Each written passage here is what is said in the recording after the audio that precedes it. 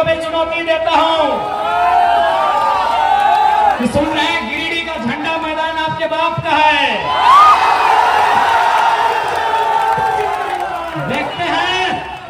देखते हैं सोनू जी, वो झंडा मैदान कब तक आपके बाप का रहता है। बड़ा दुर्भाग्य, एक लोकतांत्रिक देश में हम लोग 2 साल से झंडा मैदान में सभा करने की बात कर रहे हैं। पता नहीं जिला प्रशासन भी मौन क्यों हो जाती है, जिला प्रशासन भी अंतिम समय निर्णय क्यों बदल देती है। तो ठीक है सोनू जी, अभी समय आपका है, लेकिन याद रखिएगा कि आप जो घमंड कर रहे हैं अपनी पद का और मुख्यमंत्री से आपके परिचय का, ये ज्यादा दिन नहीं टिकेगा।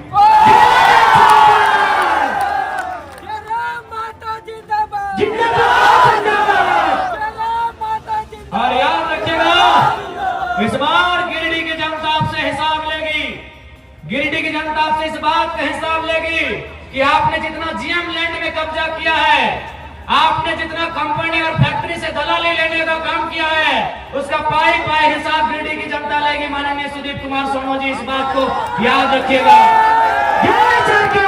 आज केवल गिरिडीह की बात करें तो आज आपके आसपास इसी क्षेत्र में हजारों छोटी बड़ी कंपनियां हैं कि नहीं?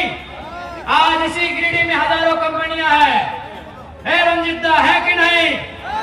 हाँ मनोज दा, इसी गिरिडीह में हजारों कंपनियां हैं।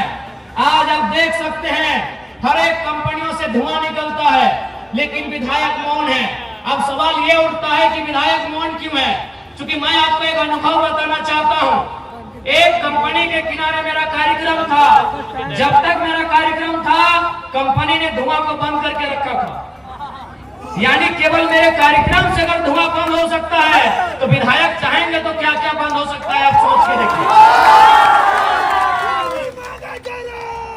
एक कार्यक्रम में जब तक मेरा कार्यक्रम था, मेरे कार्यक्रम से लगभग 300-400 मीटर की दूरी में एक फैक्ट्री था। उस फैक्ट्री में धुआं उड़ता है, लेकिन जब तक कार्यक्रम था वह धुआं बंद था। क्यों बंद था? न कंपनी के ओनर ने कहा था कि जब तक टाइगर जराम महतो मीटिंग करके चले ना जाए, धुआं मत खोलना। आप सोच सकते हैं, एक लड़का जो न विधायक है न सांसद है, अगर उससे इतना खौफ बन सकता है तो जो लोग संवैधानिक पदों में हैं उनसे कितना खौफ बनेगा, आप अंदाजा लगा लीजिए। अब सवाल है, क्यों नहीं चाहते हैं? ये क्यों नहीं चाहते हैं? नहीं, ये इसलिए नहीं चाहते हैं क्योंकि इन्हें वो कंपनियां चंदा देती है। ऐसा नहीं है कि जरा महतो को उन्होंने चंदा का प्रलोभन नहीं दिया। कभी उन्होंने स्कॉर्पियो तो कभी फॉर्च्यूनर जैसी गाड़ियों का ऑफर रखा है, लेकिन हमने एक ही लाइन कहा है कि मैं उस मिट्टी से आता हूं जिस मिट्टी में शहीद निर्मल महतो ने बलिदान देकर झारखंड राज लिया था। आप ये सौदेबाजी उनसे कीजिएगा जो लोग बिकना जानते हैं। हम झारखंड की राजनीति में टिकने आए हैं, और अगर हम टिक गए तो बेईमानों का बहुत बेहतरी से सफाया होगा। बिल्कुल बहुत बेहतरी से सफाया होगा। और मैं आपको कहना चाहूंगा, बहुत सारे लोग आपको कहेंगे कि ये लड़का नौजवान है, कभी कभी अग्रेसिव भाषण देता है, आक्रामक बातें करता है, मारने पीटने की बातें करता है। देखिए भैया, ये मेरा व्यवहार में है तो है। मैं कोई छुपा के अपना मेरा कैरेक्टर नहीं है जैसा सुदीप सोनू का है। मेरा कोई कैरेक्टर छुपा के नहीं है। मैं जैसा हूं आपके सामने हूं। मुझे टी शर्ट पहन के मंच में आना पसंद है, मैं आता हूं। मुझे खाली पांव पसंद है, मैं खाली पांव आया हूं। मैं कोई दिखावटी नहीं, मैं जो हूं सो हूं। लेकिन हाँ, इतना कह देंगे, मैंने 2 साल झारखंड को देखा, बहुत करीब से देखा।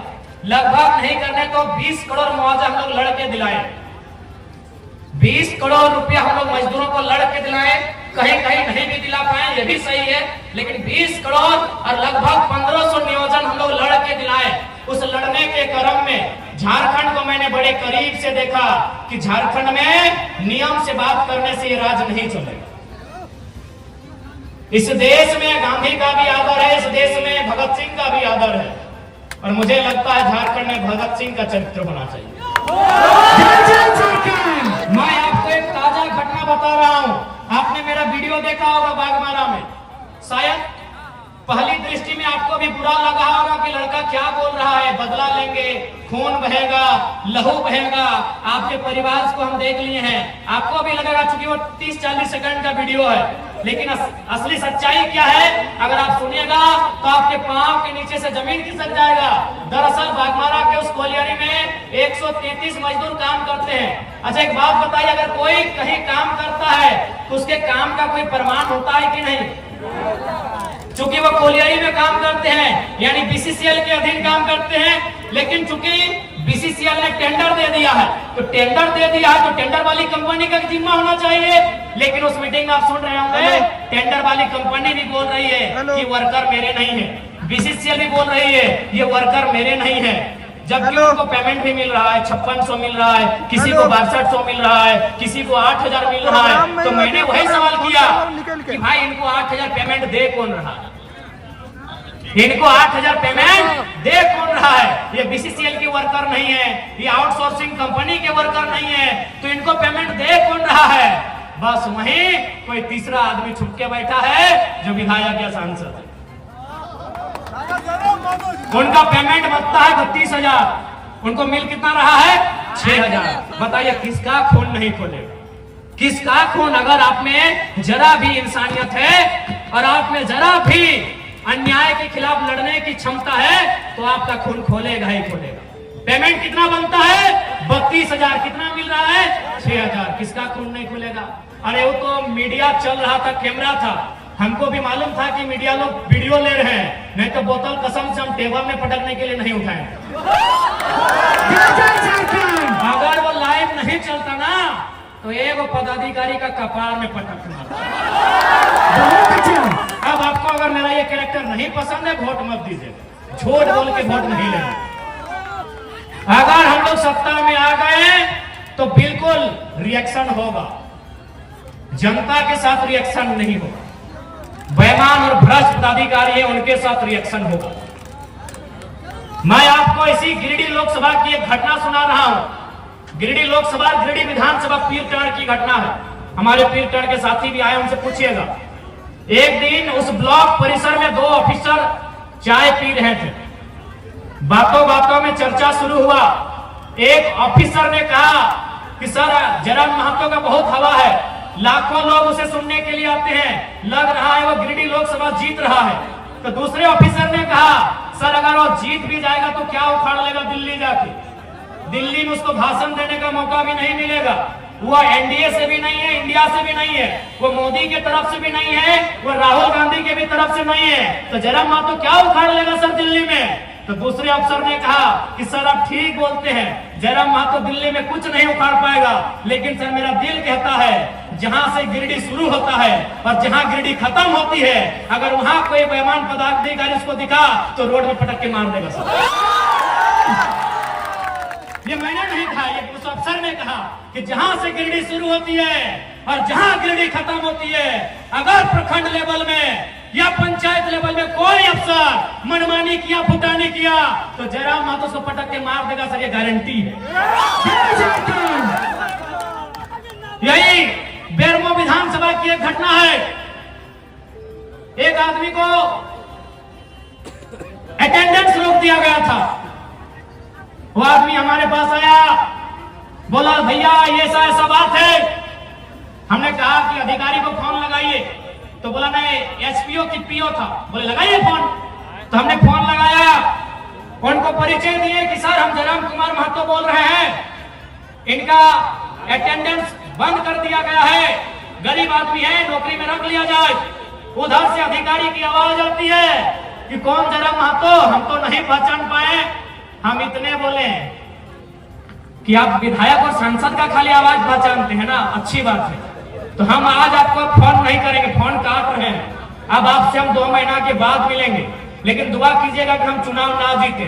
अगर चुनाव जीत गए ना और रोड में जहां दिखेंगे पटक के दामोदर नदी में गाड़ देंगे। विश्वास कीजिए 10 सेकंड के बाद उस अधिकारी ने कहा कि जयराम बाबू बोलिए क्या काम है। 10 सेकंड में उस अधिकारी ने कहा कि जयराम बाबू बोलिए क्या काम है। हमने कहा काम हो गया है, रख लीजिएगा इसको।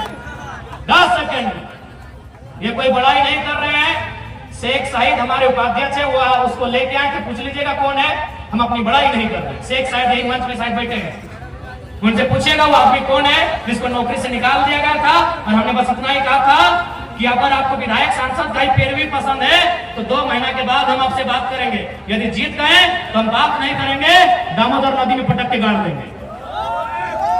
इसका मतलब क्या है समझे कि नॉन मैट्रिक मंत्री बनाइएगा तो क्या होगा, चोर गुंडा लोग को विधायक बनाएगा तो क्या होगा। अफसरशाही पूरी तरह हावी है, मैनेजमेंट पदाधिकारी मजदूर के ऊपर चढ़ के बात करते हैं। इसलिए झारखंड को मीठी मीठी बात करने वाला लीडर नहीं चाहिए। यदि आपको लगता है मीठी मीठी बातों से झारखंड का काम हो जाएगा तो हमें मत चुनिएगा, हमें मीठा मीठा बात करने नहीं आता है। हमें मीठा मीठा बात कल्पना भाभी की तरह मीठा मीठा बात करने नहीं आता।